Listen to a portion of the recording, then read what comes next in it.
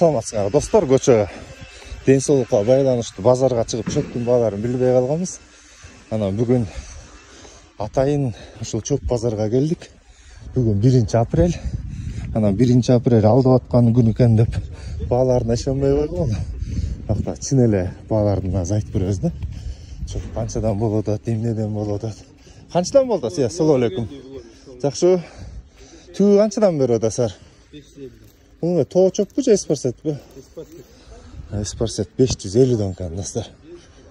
Чөп кеңири эле экен, бар эле экен. Бакта. Силердики канчадан болду тия чөптөр?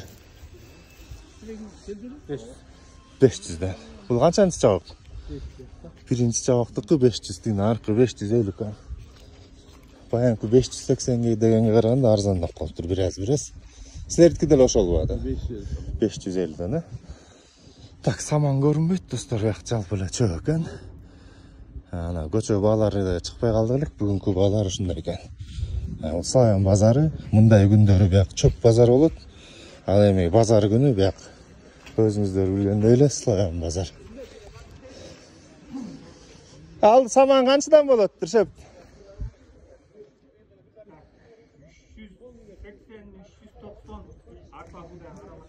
380-390 болоттур. Каякта? 200 Эмне ал будай саман бу?